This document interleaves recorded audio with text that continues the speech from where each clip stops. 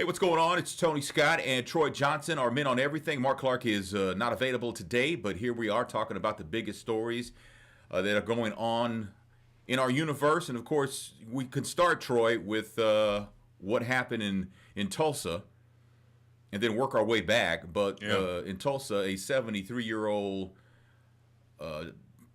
auxiliary cop, reserve deputy, whatever you want, Robert Bates, was on a sting, some kind of sting about illegal gun sales or something, and they ran across Eric Courtney Harris, and they chased after him. I'm not sure if Mr. Bates, who's 73, actually was doing any chasing. I'm not sure. It kind of looked like it, but we couldn't see because it was from a different viewpoint, from a body camera, actually.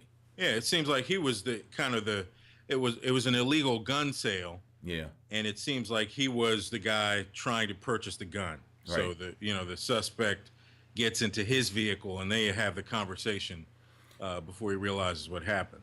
Well, what happened was that the Eric Harris was caught and was told to be still and all that, and they were going to taser him, but instead he was shot. Yeah. And lay there dying, saying, "I've been hit. I'm having a hard time breathing." And another officer, not Mr. Bates, another officer says, "F your breath." Mm-hmm. And the man died. Yeah, and ended up dying in the hospital. Robert Bates was booked into jail today on a manslaughter charge. Now, he said that he reached for his taser. He thought he was using his taser on the suspect, but he ended up using his service revolver. Mm-hmm. And you can also hear him in the midst of when they get to the suspect, they're about to handcuff and they're getting him in custody. You can hear him say, "I'm sorry, I meant to use a taser." Essentially, I meant to use a taser. Sure. So obviously that doesn't let him off the hook. No. There's a price to pay for taking a life. That's the theory. And usually when it involves cops shooting and killing, the theory changes a little bit. But he said he was sorry. Whether it was an accident or not is open to interpretation. I don't know. I'm more concerned about the cops who said "F your breath" than this man. Mm. Because this man's not going to be a cop anymore. This man is 73 years old. Those guys are still on the job. Right. I think what we forget a lot is that, anybody can be taught to be a lawman. Anybody can go through the process of the academy or whatever and get training and all that stuff like that. The thing, I think, that doesn't really play into it as much as it should is the mental capacity to be a lawman. Mm. And clearly, the officer who said "F your breath" doesn't have the compassion, even though they were arresting someone. The man was shot and was dying, and the only thing you can think of is "F your breath." And you know what, Tony? This area is probably the interesting part that many people are trying to wrap their brains around. What is right and what is wrong in those heightened situations? Because let's face it, we were talking about Quincy a few weeks ago. Mark and I on Men on Scandal, and I wanted to be a medical examiner based on Quincy. And I was interested in medicine. My mom's a nurse. And there was something as a kid that really resonated. I wanted to know more. I wanted to understand the body. What I didn't realize, and not that it stopped me or disinterested me, but the fact is people don't die nice and pretty the way they did on Quincy. No. People get chopped up and shot up and, all kinds of manners of death, really gruesome situations. Do you want to be in that? Yeah. Now, the same thing, I use that analogy and put it into today's conversation around policing. Suspects are not going to raise their hands and say, "You got me, officer. Take me on into the police station." Yeah. They're going to be cussing. They're going to be shooting at you. They're going to be doing all manner of things, violent and nonviolent, that are going to get under your skin as a police officer. And I think what people want to know is, how is an officer supposed to respond? Mm-hmm. Maybe there's not a level of clarity. If a suspect cusses at you, cusses you out, is an officer allowed to cuss them back? Should they or shouldn't they? You know, where, I mean, it's such a Where's the line, huh? Where really is the line? Well, in this situation, though, you have one cop who says "F your breath," and yet the police officer who actually shot the man says, "I'm sorry." Now, both of these instances were in the moment. Yeah. And yet you have two different reactions.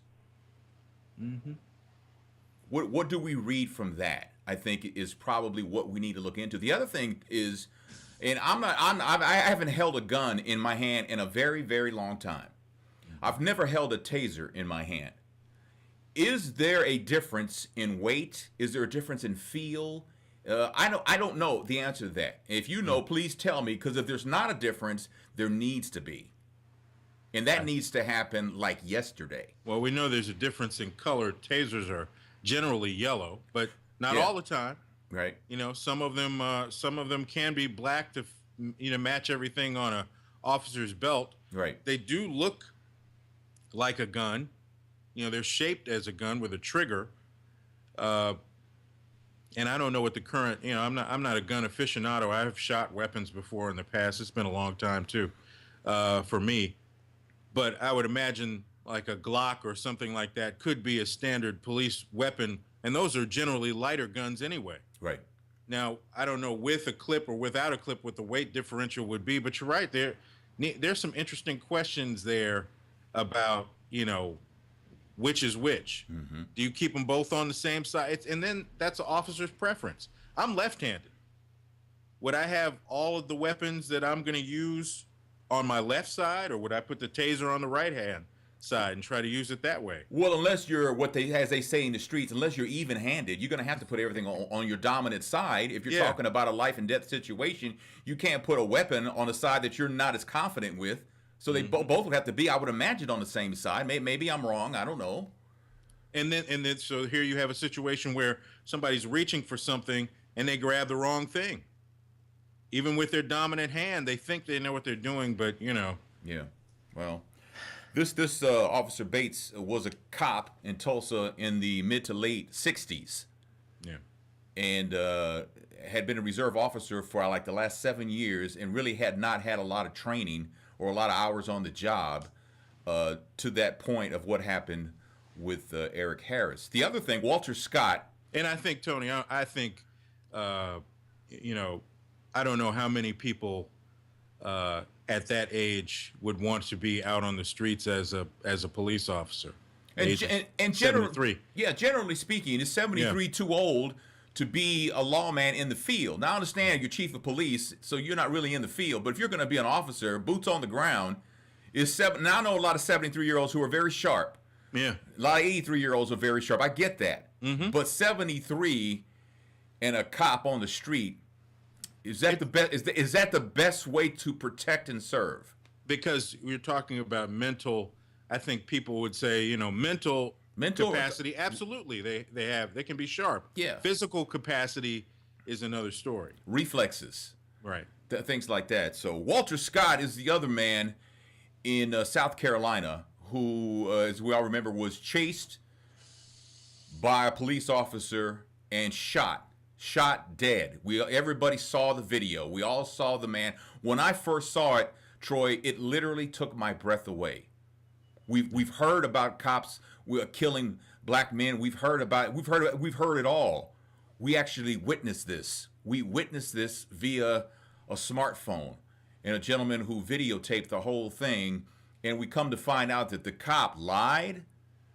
He said the man went for his taser. He got arrested. And interesting that maybe the climate's changing. Mr. Bates in Tulsa is being charged. Michael Slager, the officer in South Carolina, is being charged. And when that went down, when that tape came out, his lawyer quit. The police chief, they turned their back on him. The mayor turned their back on him. I mean, this was cold-blooded murder. Now, some people were saying, why was he running? It doesn't matter. The Supreme Court said in the 1980s, you cannot shoot anybody who's running away unless they pose an immediate and very serious threat to you or other citizens. I was looking at the comments. Of course, the backlash on social media has been, extreme. And I saw an interesting comment that kind of, I think, in the everyman's way, answers the question about, people saying, well, he ran away. He was shot because he ran away. And the answer that I saw on social media I found interesting was, no, he was shot because he was hit by 8 bullets. That's why he was shot. Yeah. So, I mean, there's certainly a big difference in how that whole situation went down. We are seeing, I think what makes this story interesting, or what it brought to light, was that we've seen the same type of comments from police officers who've been in these situations. I felt threatened. I felt like, or the suspect was reaching for my weapon. Those running themes have been used on several occasions. As a matter of fact, even Meet the Press this past weekend did a report on this story of Walter Scott based on the information that was released on the police report initially. Mm-hmm. And it gives you a whole, they were saying, if we had to report the story this way with the information that was given by the police department, this is the way it would have looked. Right. And it paints a completely different picture. Versus what we actually saw. This police officer, Michael Slager, to me, is a cold-blooded killer. This officer had the time to actually get into his shooting stance. This was no like shoot 'em up, NCIS or CSI or SVU. This was not no run and gun thing. This man had time to draw his weapon, take his stance, and empty his gun into this man's back. That was murder. And if you don't see that as murder, then you, my friend, are not well. Doesn't matter what Walter Scott did, said, or that he ran away. Right. You shot him in cold blood, and we all saw it. That's why you're in jail. And, justice is not, at least in the system that we have in America, is not handed out on the streets of North Charleston, South Carolina. Yeah. South Carolina. There's a courthouse in town where a criminal faces the anybody faces the charges that they've been accused of and has a right to defend themselves in a court of law. You can't defend yourself, ironically, with your back turned to a police officer. There's no way you can defend yourself. No. Now, why did Walter Scott run? It seems that he was facing some child support payments. But my understanding was, Troy, that there was no arrest warrant with his name on it. That's right. Maybe he was. I mean, even though, I thought we were going to get some enlightenment from the person who was in the car with him, because it looks like there could have been an exchange as you watch the initial traffic stop between those two. I mean, if you and I are in a car and then suddenly, Tony, you jump out and run away, I'm thinking you might have said something to me before you left. Yeah. But, the guy says that he really didn't have any idea that he was going to jump out of the car and run away. So he just left the dude in the car. Just rolled out. Wow. That's something. Hey, that's man, I don't know, but it's amazing that how many times has this happened versus how many times we've got this on videotape. And that right there is frightening in and of itself. Is like, how many times is this going on in this country? Well, Tony, it scares me to even think about how many times. Well, Tony, I mean, I don't think we could really, do the number justice here on this program. Right. Because this is something that people, not just African Americans, but all people have talked about for years and years in different situations. Sure.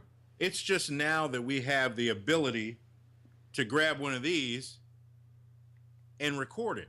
Yeah. Had it not been for that tape, this story would have played out completely differently. And I mean, if we had this kind of technology 70, 80, 90, 150 years ago, this story wouldn't have played out the same way. in many cases. It's likely. True. It's So, very true. there's something here.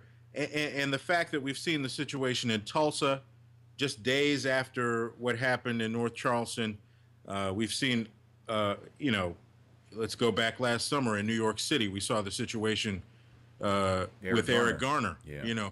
I mean, we've seen these situations play out in front of our eyes because people, in essence, are citizen journalists. Mm-hmm. But that's a good thing. Which is a good thing. Yes. Yeah, it is a good thing, because you can't refute video. No.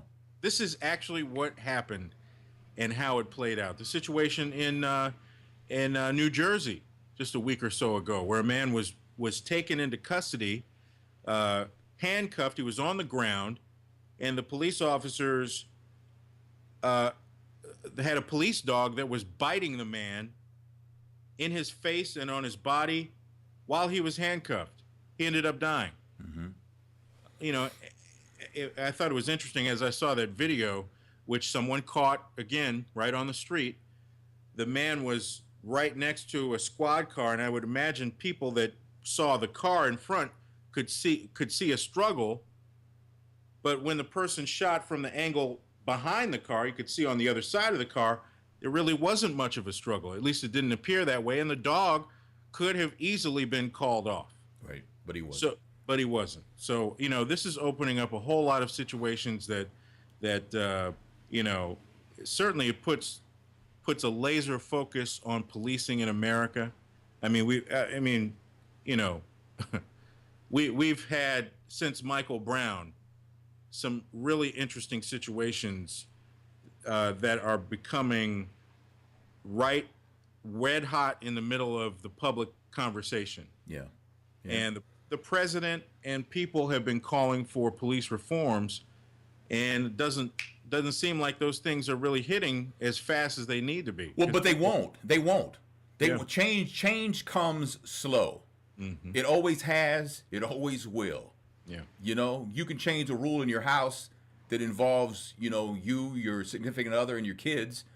That's a small group of people, relatively speaking. But when you're talking about changing a country, it takes time. That's true. It's just how it is. I heard a state representative from South Carolina on NPR just a day or so after this Walter Scott situation came out, and he talked about the fact that he had been advocating in South Carolina for body cams for some time, and he said on the state level it's been very difficult to make it happen. When he's talked to local police departments in the state, they're much more open to trying to make those situations happen. It may happen, he said, faster city by city, as opposed to the state legislation in 50 different states passing laws that change or that authorize use of body cams. A police chief can make that happen, on a much faster point of view. Mm-hmm. But he talked about a city in California that really was probably the first city to adopt body cameras for their entire police department. And he said he was struck by the fact that the officer complaint numbers and physical altercation numbers, those kinds of things, went down by some number like 80% once those cameras were deployed in the police department. Officers need to know how they are supposed to act, and citizens also know, I'm on camera. Well, aren't they passing a law in Texas that says that you can't tape the police? There are some states that are trying to do some pushback on this, which I kind of find interesting. But federal law, doesn't that fall under freedom of the press? One would think so. And what defines who's the press and who's not? New media technology has really changed the game in respects to that.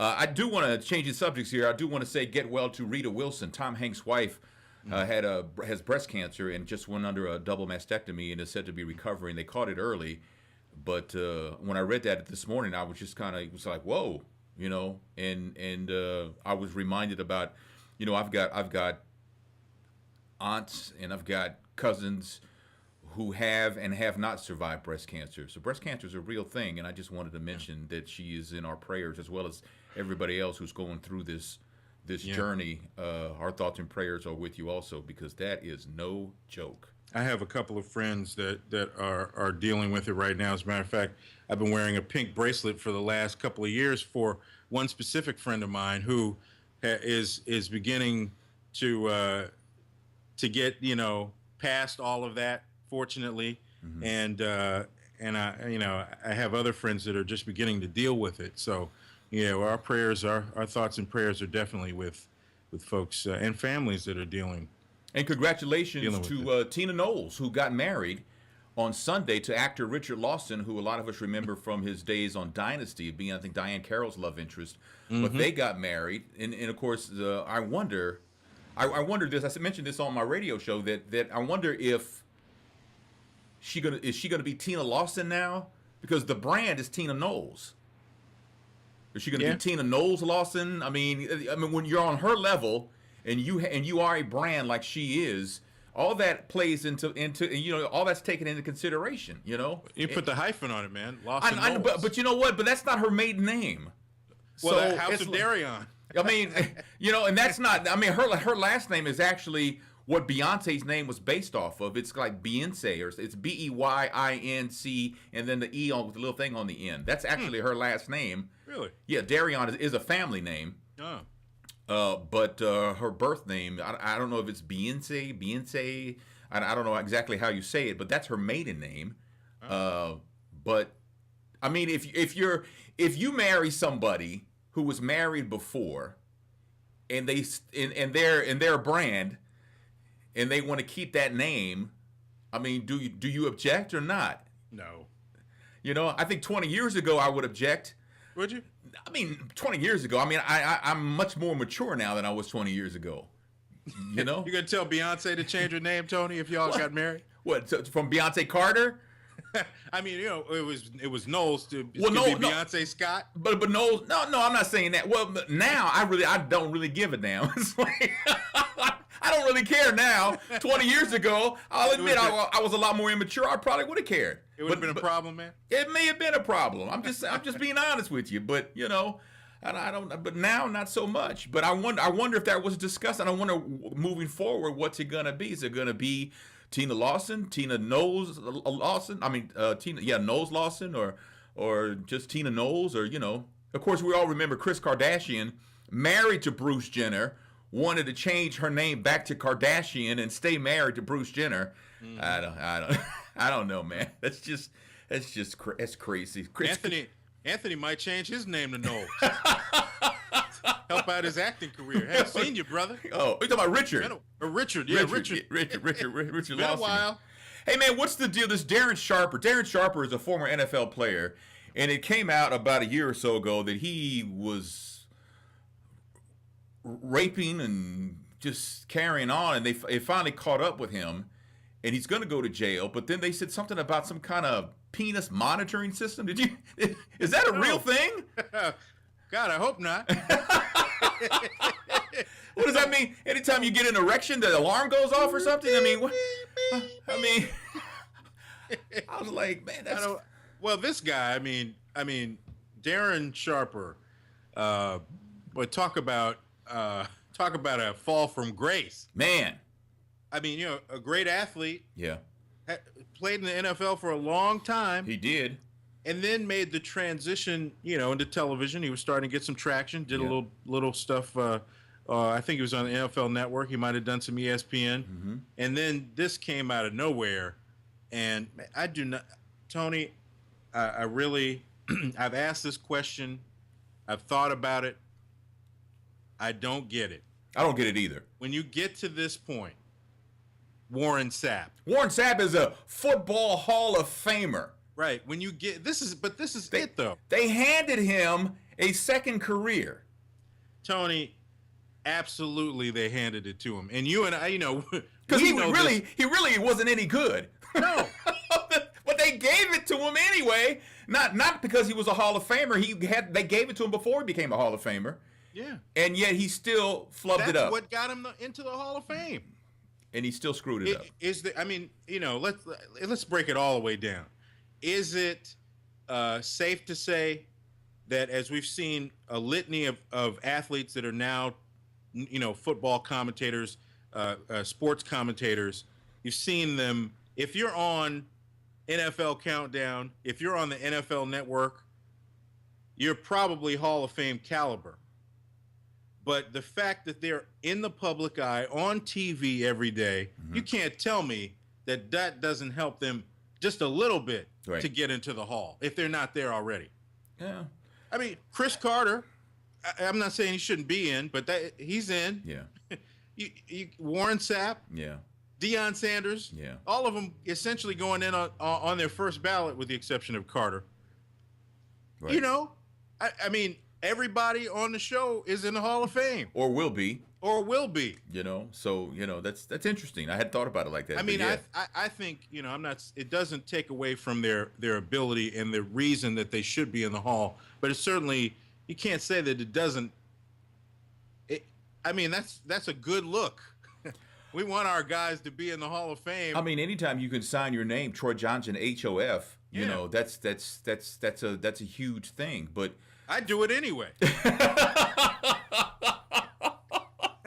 I do it every chance I get. Well, you know what? Why the hell not, man? Why not? So Philip Buchanan, speaking of the NFL, Philip Buchanan is a former NFL player who made a lot of money before retiring in 2011. He was a 17th overall pick when he was drafted, but he played for Houston, Tampa, Detroit, and the Washington team before retiring in 2011. He's got a book about finances and stuff like that. He did very well, but he wrote in his book that when he was drafted, his mother told him, "I want $1 million for services rendered," and she was serious.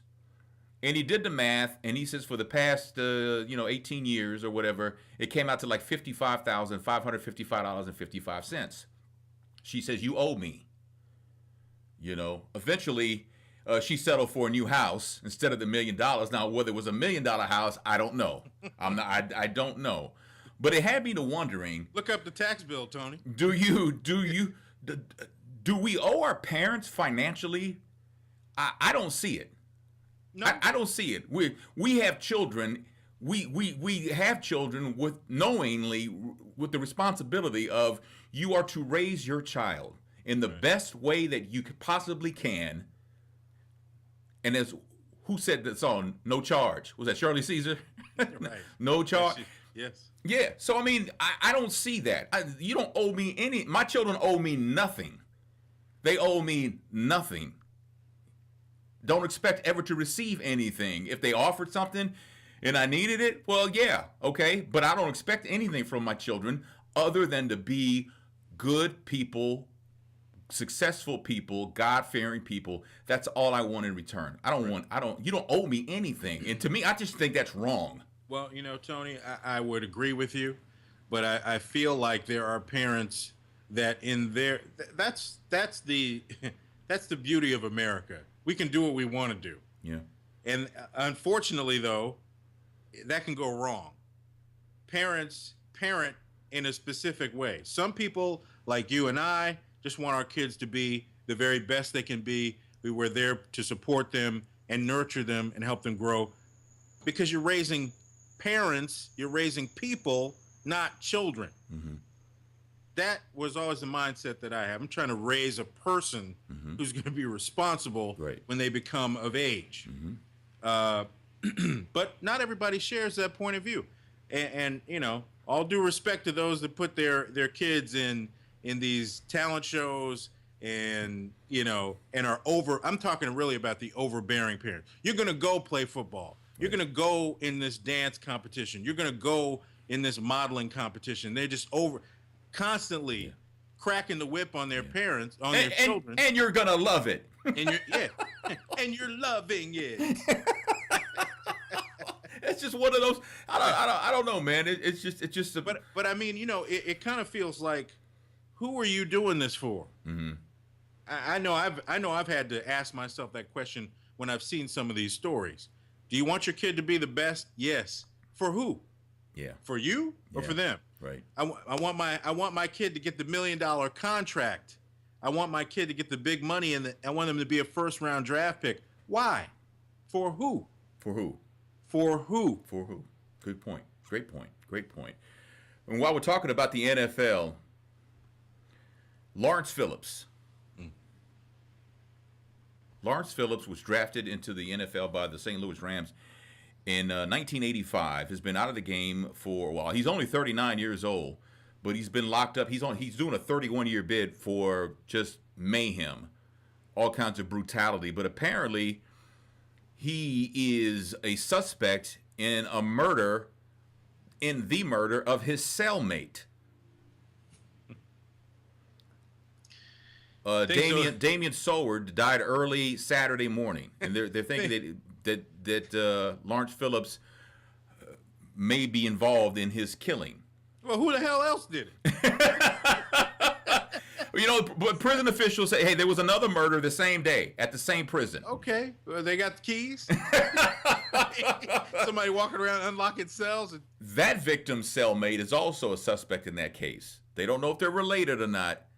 But Lawrence Phillips, like I said, is doing. Let's see, at the time, he was arrested in 2005. That was the latest. I think that was not the beginning of the end, but this was the major part of what his problem was. 2005 for driving his car into 3 teens after playing against them in pickup football. At that time, he was wanted by police in L.A. and San Diego for assaulting a former girlfriend. He got 10 years in prison for felony assault with a deadly weapon in his car. So all total, it's 31 years that he's doing. Lawrence Phillips was always a dangerous man. Even when he was playing at Nebraska, it just didn't come out.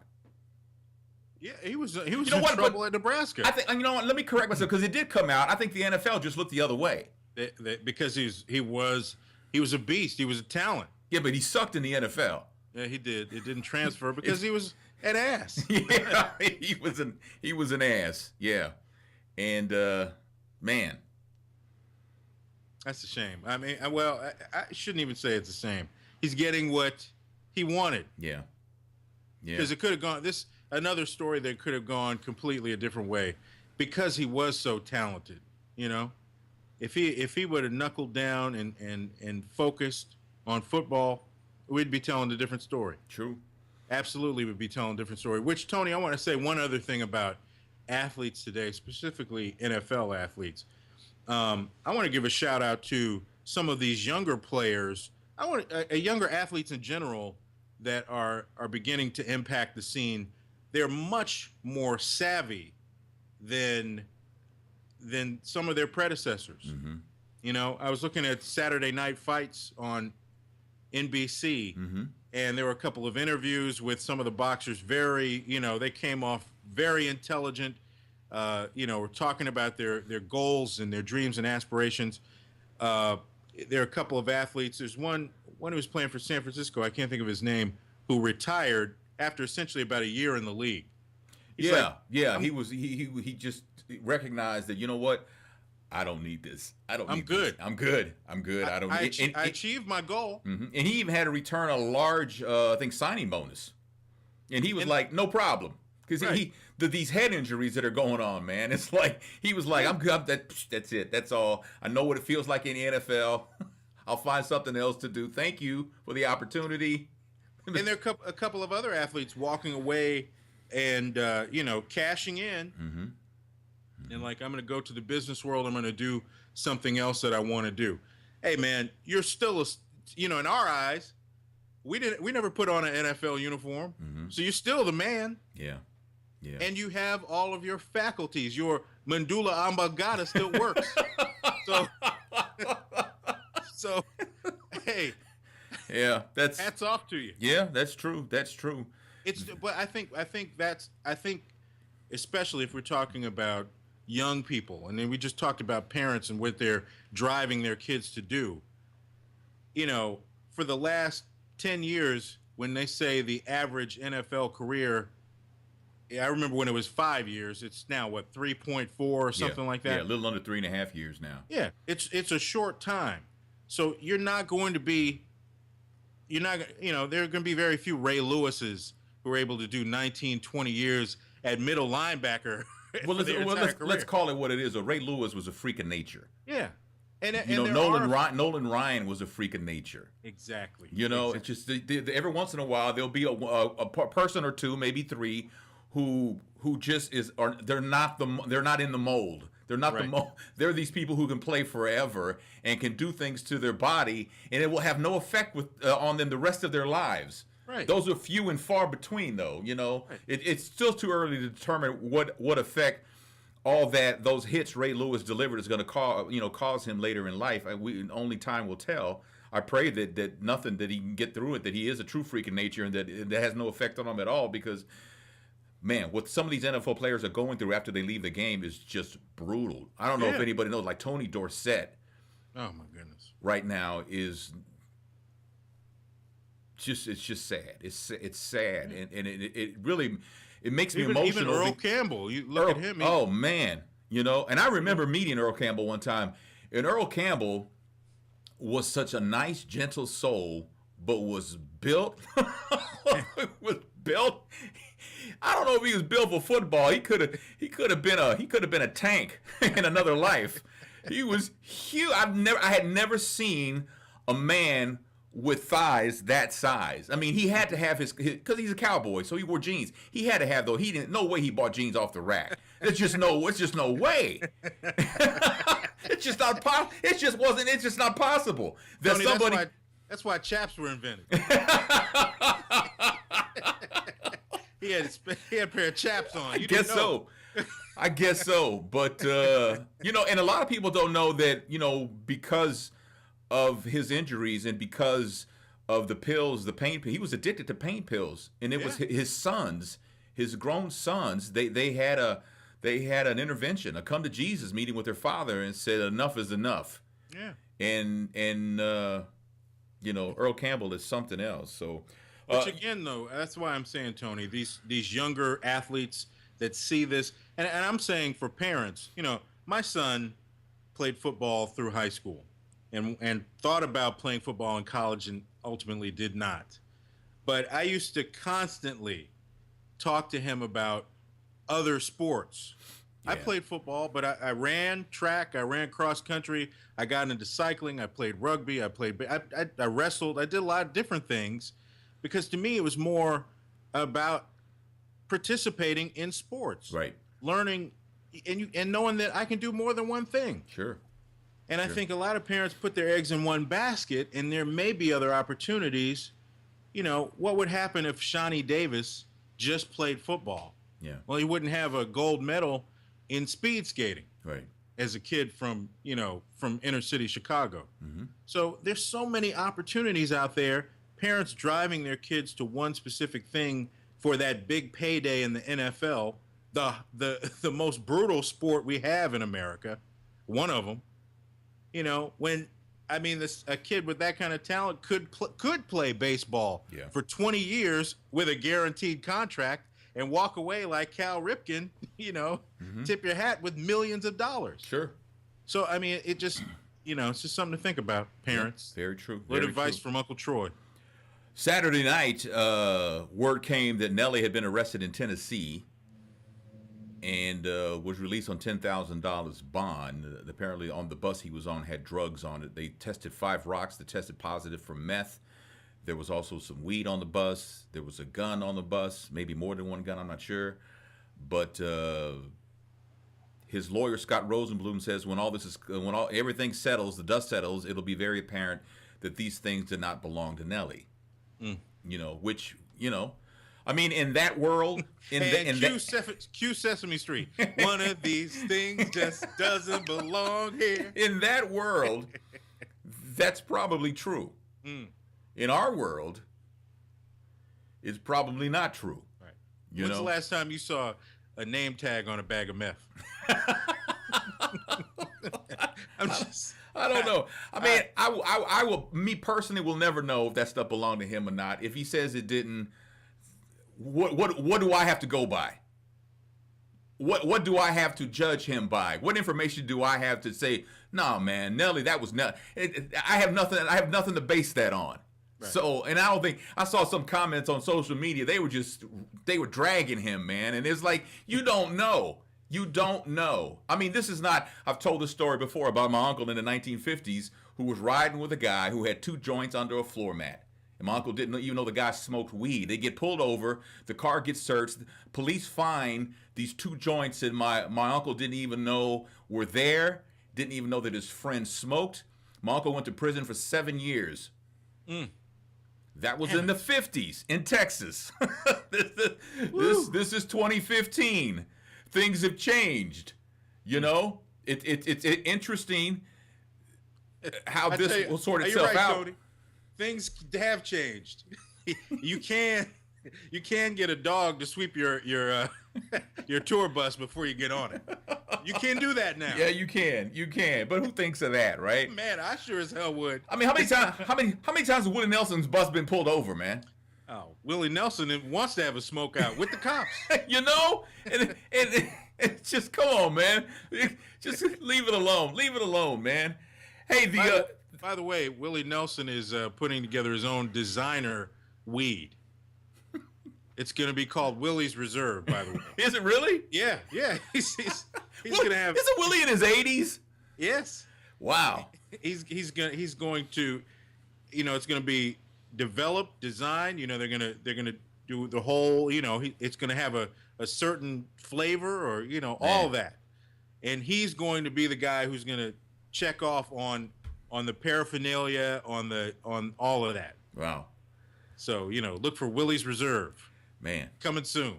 Hey, I read in Germany, there's a woman who has 13 kids and 7 grandchildren. She's 65 years old and she's pregnant with quadruplets. What? Yeah. Does she live in a shoe? No. Her main motivation for having another. Lady lived in the shoe, man. Her motivation was to give her youngest daughter, who was 9, a sibling. Oh, a sibling. You come up with 4. Man, what the hell is that? Oh man, look, fairy tales, Hansel and Gretel, and all that. Come on. Hey, Tony, seriously. Hey, hold on, man. Let me tell you about this little nugget I have for you. A baby girl in Hong Kong was found to be pregnant with twins. Too small to even be called fetuses. They're called photuses. 8 to 10 weeks gestated, legs, arms, spine, rib cage, and intestines. Man. She was 3 weeks old. She had surgery to remove them. What happened? How does that happen? Each one had an umbilical cord. They were covered in skin. It occurs in just 1 in 500,000 births in the world. To date, less than 200 cases have been reported. You were born pregnant. So who are you pregnant? Essentially you're pregnant by your father? Jeez, I don't know. I mean, what other seed got in there? I mean, I'm just asking because I'm curious. I'm not trying to make this a disgusting thing. I'm not saying it's incestuous, incest. No, I hear you. I just wasn't ready. But just the science behind that is like, how does that happen? I mean, you're so essentially you were in the womb and you were already ready to conceive, to have kids. How does that happen? In nature, anything is possible. This is true. I mean, a male seahorse is the one that carries the babies. Yeah. So, and on that note, I mean, things are. Yeah, well. And we know we're going to evolve, True. In the next 1,000 years. Yeah. We may be on average 7 feet tall with bigger eyes and just leaner. Mm-hmm. Who knows? I don't know. You got anything, man? Well, you know what, Tony? I got a couple of things. One, just a couple of sad notes. ISIS is ridiculous. Mm-hmm. ISIS is off the chain. There's a town in Iraq called Nimrod, one of the ancient cities in the Middle East, that essentially, it's really horrible that this happened. There are inequities that have stood for 3,000 years. Temples, just amazing carvings, and ISIS either took hammers and chisels to them, cut them up, broke them up, and then they blew up the entire town. That's been there for 3,000 years. And you think about all the conflicts that have happened in that region over the last 3,000 years, that those things were able to survive because whatever invading army or whatever happened, at least somebody knew, okay, we'll leave this alone. We got a conflict with the people, but not with, symbols of our humanity gone. And it's just ridiculous. So, look up that town of Nimrod. You can see the video, but it's just sad. The UN has been trying to catalog a lot of these, and this is not the only city they've done that. They've been trying to catalog some of these ancient artifacts in case they get blown up. So at least they'll be on record so we can at least know that they were around. Right. Something similar just happened here in America, in Brooklyn, New York. The Renaissance Ballroom in Harlem, I should say Harlem, not Brooklyn, in Harlem, was just demolished. A building that had been around for about 100 years, right next door to the Abyssinian Church, Baptist Church. I just happened to see this article. It's also the home of the Harlem Wrens, who you may have heard about, a world-famous basketball team that essentially kind of right around the same time as the Harlem Globetrotters came into popularity. And they played in this building that had just been demolished, and actually 3 buildings of historical significance to the African American community in Harlem have all been taken down. They were owned by this company that's going to put up a high-rise, of course. And interesting article. If you go to blackfives.com, you can find out about, or .org, I should say. You can read a full kind of recap of the history, and it talks about how some of the players in the community, maybe including the church, might be responsible for this situation, at least in not getting it developed, kind of holding off and trying to, any kind of development in a community doesn't just happen in 1 or 2 years. Something that's kind of manifest over the last 20 or 30. Sure. And you can see where some steps had been made over that time period that allowed this building to not be designated a historical monument. And the company that's building there decided they weren't going to at least keep the facade of the building. They didn't do any of that. They took it all down. Wow. It's really sad, but it's a cautionary tale for situations in other cities around America. Sure. Not to mention, Tony, what the hell is going on with the arch? What do you mean? The renovations and stuff? They're not going to renovate the arch. They're not. I read something interesting about the arch that suggested in St. Louis, for those who haven't been there, that they're not going to clean the arch. Well, they feel like it's because it may be too costly, and they feel like it's structurally okay right now, but it's going to be too pricey to really give it the deep cleaning that it probably needs since it's 60 years old. Well, you know what? Probably my guess would be is cost, because they've spending a small fortune right now redoing the fairgrounds and everything, and they actually took part of the street and made it part of the arch grounds, and the whole renovation that is still going on right now is very expensive. I wouldn't say they're never going to clean the arch. It does need cleaning. It has stains on it, but you got people peeing on it all the time. Eventually something's going to happen, right? But I think eventually the money will be there to get it. They're going to have to get it cleaned up. But for right now, they're spending all this other money on renovating the fairgrounds, which is, they're putting in a bunch of trees, and they're just redoing land. They turn one street into part of the park where it's not dry. It's got grass on it now. And it's a whole thing now. So maybe down the road when they build up some more funds, maybe I'm wrong. I don't know.